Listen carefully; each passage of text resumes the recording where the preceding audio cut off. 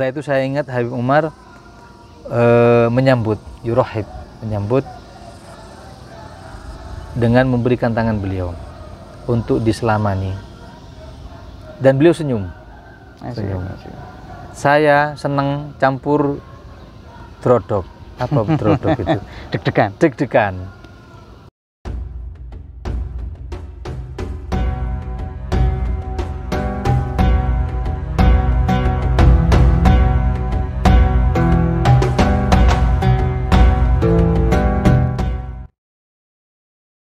Assalamualaikum warahmatullahi wabarakatuh. Waalaikumsalam warahmatullahi wabarakatuh. Alhamdulillah kita sekarang bersama Habib Mustafa Al-Khirit, salah satu teman kita di Darul Mustafa. Insya Allah kita mau ngobrol-ngobrol tentang masa-masa di Tahrim ya Habib ya. Masya Allah. Kaihalukum bikhair ya Habib? Alhamdulillah, alhamdulillah Habib. Alhamdulillah. Gimana Habib perjalanan antum itu dari mondok sampai ke Darul Mustafa itu? Nah, bismillahirrahmanirrahim. Alhamdulillah wassalatu wassalamu ala Rasulillah Muhammad bin Abdullah wa ala alihi wa sahbihi man wala ma ba'd. Perjalanan mondok ke Darul Mustafa pada khususnya dan pergi ke Tahrim pada umumnya, yang bisa saya simpulkan itu semua adalah undangan. Ibaratnya kita ini mad'u, kita ini dipanggil sama salafun sholeh selama punya keterikatan, punya ta'alluq sama mereka-mereka. Nah, kebetulan sedikit cerita, saya punya itu teman taklim yang ada di kampung di Sumeneb itu 3 orang. Saya, satu ini orang fulus, orang kaya, satunya ini tidak kaya, cuman anaknya seorang ulama, seorang ustadz, cucunya orang wali lah. Teman antum ini yang di Sumeneb. Yang di Sumeneb, yang kita taklim bareng. Illa ana la kaya wala anaknya orang alim wala kulisi. Bas manallahu alaina, Allah kasih kita ini anugerah. Kok 2 ini bertopang dengan harta berangkat ke Tahrim. Kalau ini bertopang dengan nasab berangkat ke Tahrim. Dua-duanya gagal. Fakir, pengen. Tapi ketiganya itu kepengen berangkat ya ke Tahrim. Tiga-tiganya punya cita-cita sama, berangkat ke Tahrim. Kalau alhamdulillah Al-Fakir yang diundang sama salafus soleh, dan itu memang cita-cita mulai dulu, mulai kecil. Antum tertarik ke Hadramut dari ketika datangnya Habib Umar berdakwah ke Indonesia, Habib Salim Syatiri dan beberapa habaib lainnya yang dulu masih jarang ya. Dulu masih Habib Umar, Habib Salim. Antum di mana itu? Waktu itu anak masih kuliah di Malang. Kuliah di UIN Malang. Setelah itu anak baru mondok. Lah masa-masa kuliah itu datang kunjungan Habib Umar, waktu itu ke Solo, terus ke Pasuruan. Anak hadir yang di Jawa Timur aja. Kok bisa kenal Habib Umar itu? Waktu itu kan masih belum banyak yang kenal. Waktu itu kita hadir majelisnya aja. Kita hadir majelisnya, kita kalau ketemu langsung enggak berani, merasa sungkan, merasa belum pantas. Jadi tahun berapa itu? Awal-awal itu datanya? Itu tahun sekitar 2006, 2005. Itu kita ngejar Habib Umar ke beberapa tempat yang ada di Jawa Timur, ke Pasuruan. Nah, kita hadir jalsahnya. Dan waktu itu sangat sepi ya. Jadi selaman bisa kemudian duduk bareng, maksudnya bukan duduk depan beliau, tapi satu sufroh, satu hidangan. Asyik. Di mana itu? Waktu itu di Madura, di Sumeneb. Di salah satu pondok pesantren Kiai Al-Fakir duduk, meskipun berjauhan tapi minimal satu sufroh, satu hidangan. Sekarang sulit itu ya? Sekarang ya Allah, jangankan selaman, lihat Habib sulit. Di majelis saja saya mau dekat sulit ya. Kecuali ada panggung kita lihat dari kejauhan. Masya Allah. Akhirnya antum tertarik itu untuk belajar sama Habib Umar. Betul, dari situ saya tertarik. Saya menemukan satu sosok ya, sosok guru yang semua gerakannya itu mirip dengan sunnah, mirip dengan Nabi. Tanpa mengatakan embel-embel dirinya sunnah. Hakada. Akhirnya antum memutuskan? Ana memutuskan setelah kuliah 4 tahun sampai lulus, alhamdulillah. Seminggu setelahnya Ana masuk pondok pesantren Anwarut Taufik asuhan Habib Jamal Ba'agil. Di situ langsung anak bilang, saya tertarik berangkat ke Hadramut. Habib Jamal bilang, naam, jalis endana, biar duduk di sini dulu, kita cari bekal di sini. Semua yang dipelajari di Darul Mustafa sama yang dipelajari di sini. Akhirnya saya nurut karena memang sistem pondok pesantren itu harus taslim sama guru. Nurut ya. Alhamdulillah 4 tahun di Habib Jamal, akhirnya sampai bisa berangkat. Tentunya yang berangkatkan beliau, semua arahan beliau. Habib Jamal sendiri. Habib Jamal sendiri. Tahun 2011. Maksudnya antum di beasiswa sama Habib Jamal? Ya bahasanya mungkin begitu ya. Kalau beasiswa mungkin terkesan saya pintar cerdas, saya tidak begitu. Cuman ya berarti antum juga yang termasuk yang dikirim sama Habib Jamal dari pondok beliau. Dari pondok kita sekitar 4 apa 5 orang, terus ada titipan anaknya Kiai 2 orang. Sekitar mungkin 7 orang saat itu berangkat. Sama Habib Jamal langsung? Sama Habib Jamal. Waktu itu Habib Jamal punya rutinitas setiap setahun sekali ke Tarim. Entah ngirim santri atau ziarah gitu? Dua-duanya, ngirim santri, ziarah, kadang sama umroh sekalian. Masya Allah. Tahun berapa itu antum berangkat itu? Saya berangkat tahun 2011. 2011? 2011. Dan langsung ya, dari Jakarta, Son'a, Siwun. Langsung pakai Yemenia, seperti biasanya. Akhirnya sama Habib Jamal ketemu Habib Umar. Setelah itu kita diinapkan di rumahnya Habib Agil sementara karena Darul Mustafa masih ayyamun utlah, hari libur. Ba'dal Id kita hadir khotam Bukhari seperti ada tarim biasanya. Setelah itu Habib Jamal minta ke Habib Agil ini untuk mau bertemu dan mau ngantar santri-santri yang mau taklim di Darul Mustafa itu. Untuk ketemu Habib Umar. Antum di rumahnya Habib Agil berapa lama? Paling 2 hari mungkin. 2 hari.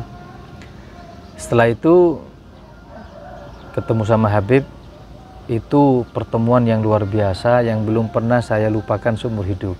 Itu jadi awal marah untuk duduk bareng Habib Umar. Betul. Ya? Duduk sama Habib Umar, kalau bahasa di hadis, laisa bainahu wa bainahu tarjuman. Tidak ada fasil. Tidak ada. Tapi sampai sekarang itu terkesan, sampai sekarang yang sering tertampak di benak Al-Fagir senyumnya. Waktu itu Habib Jamal ngantar bilang, ini Mustafa Al-Khirit talib indana, jalis indana 4 sanawat, taklim di kita 4 tahun, sudah belajar ini, belajar ini, belajar ini. Kebetulan pelajarannya sama dengan yang ada di Darul Mustafa. Masya Allah. Mukorornya sama, mungkin cuman Al-Quran, belajar Al-Quran hafalan sama Riyadhus Shalihin belum ada, dan beberapa fan ilmu yang lainnya. Setelah itu saya ingat Habib Umar menyambut, menyambut dengan memberikan tangan beliau untuk diselamani, dan beliau senyum. Saya senang campur drodok. Apa drodok itu? Deg-degan. Saya ambil tangannya, saya cium lama. Saya sungkan, pengen lama. Cuman saya sungkan. Akhirnya ngelepas saya sendiri, saya duluan. Baru Habib narik. Saya lepas baru Habib narik. Bagaimana Nabi Muhammad SAW? Nah, betul. Beliau kalau salaman tidak mau narik sampai ditarik sama orang berlawanan. Terus senyum, makanya waktu itu saya karena deg-degan nggak balas senyum. Nah, karena memang bingung duduk di hadapan, kalau bahasa sekarang, idola kita. Yang itu saya kira mustahil saya duduk. Allah tentukan di hari itu saya duduk sama beliau. Beliau senyum, saya tidak senyum karena deg-degan itu tadi. Lah setelah itu alhamdulillah langsung sama Habib Jamal dibawa ke Darul Mustafa untuk dites ke Lajnah Qabul. Alhamdulillah ketemu dengan Syekh Hasan Bahaswan. Dites alhamdulillah karena muqarrar, dan dites lagi bukan dengan rapot kita. Alhamdulillah keterima. Tulisan apa namanya? Ujian tertulis. tesnya. Ada ujian tertulis, ada ujian lisan. Ajib. Waktu itu. Nah, hari ketiga berarti ya, hari ketiga kita sudah pindah ke Darul Mustafa. Ngambil yang setahun. Ngambil yang Ashabul Mudad. Ashabul Mudah. Selama setahun itu ya. Selama setahun. Melanjutkan kitab yang sudah antum pelajari di sini. Betul. Di Batu. Terus Habib, apa kesan antum di Darul Mustafa yang membuat antum ini melihat bahwasanya Darul Mustafa ini kita mayyiz ya, berbeda dengan yang lain itu? Ya, yang sangat saya kagumi dari Darul Mustafa itu ada ilmu, ada amal. Bukan berarti di sini tidak ada amal, cuman di situ itu hal yang sekecil apapun dipraktekkan. Nah. Seperti contohnya Al-Fagir pas sholat di Musholla Al-Kisa, gak pakai yang namanya sutroh, maksudnya tidak menghadap ke tiang. Tidak ada penghalang. Waktu itu sholat seperti biasa. Jadi di tengah, tidak di dekat tembok, tidak di dekat tiang. Ditegur sama Khina Fakhri, bilang sunnah itu pakai sutroh, langsung ingat, iya sunnahnya pakai sutroh. Padahal itu sudah dipelajari. Sudah dipelajari, tapi cuma teori. Prakteknya baru di situ. Itu yang pertama. Yang kedua, senangnya Al-Fagir melihat anak-anak itu kakak kelas kita, sepantaran kita itu ngomongnya itu sunnah, ngomongnya itu siwak, fawaid yang dapat dari kitab tadi apa, ilim, terus bagaimana sirohnya salaf. Itu seakan-akan kita ini dapat ilmu bukan cuma di halakoh, tapi dari teman-teman kakak kelas tadi itu. Masya Allah. Itu sangat berkesan di antum. Sangat berkesan. Akhirnya setelah itu antum sholat mesti nyari tiang, mesti cari tiang masuk. Saya ingat atau ini jidar ya. Atau kalau minimal tembok. Tembok ya. Masya Allah. Terus apa lagi, Bib? Di antaranya juga waktu iftar, waktu buka bersama sama ashab, itu ngelihat kesunahan cara duduknya. Yang itu sudah kita pelajari teorinya. Maksud saya, kita sebagai orang Indonesia meraktekkan seperti itu kalah dengan tradisi. Sebagian kesunahannya. Betul. Tapi di sana itu memang tradisinya ya sunnah. Cara duduknya, cara makannya. Jadi setiap tradisi itu ada dalilnya. Ada dalilnya. Ya, semua yang dipraktikkan oleh ulama semuanya ada. Seperti contohnya sebelum itu pernah duduk pas roha sama Habib Umar. Habib Umar cerita ngajarkan kepada kita sunnah makan. Sunnahnya itu kalau kuah 5 jari ngambilnya, masuknya 4 jari. Gimana? Jadi Habib Umar bilang kalau makanannya kering sunnah pakai 3 jari. 3 jari. Kalau makanannya basah itu pakai 4 jari. 4 jari. Waktu itu makan beliau berkuah. Saya lihat Habib pakai 5 jari. Terlintas di hati. Kok tidak sama dengan keterangan kemarin? Katanya 4 jari. Ternyata ketika diambil makanan tersebut, Habib ngangkat tangannya 1, yang masuk 4. Yang gini. Baru tahu. Oh begitu. Ini cuma buat ngambil aja 5. Nariknya masuknya 4. Kalau berarti kalau yang kering 3 jari. 3 jari. Dan itu diajarkan sama Habib detail. 3 jari ngambilnya sunnah, hal yang kering. Terus sunnah yal'ak, ngemut itu sunnah. Sunnahnya lagi berurutan dari tengah, telunjuk sama jempol. Tengah dulu ya, tengah dulu, telunjuk sama jempol. Nah yang semacam itu saya perhatikan sedetail itu mutabaahnya kepada Nabi. Masya Allah. Jadi kita ini dapat ilmu dengan praktik seperti itu. Jadi ketika beliau ngajar terus dipraktekkan. Jadi kita dapat teori, dapat amal. Nah itu bukan kita bilang praktek ya. Sudah memang kebiasaannya mungkin. Memang kebiasaannya sudah memang terbina dari dulu seperti itu. Dulu. Kalau dengan tokoh-tokoh di Tarim ya, kalau tokoh di Tarim, Masya Allah, ada beberapa kejadian yang Al-Fagir takjub sama orang Tarim. Ingat dengan perkataan seorang ulama, Syekh Bamakhomah, kalau ente masuk Tarim, ta'adab.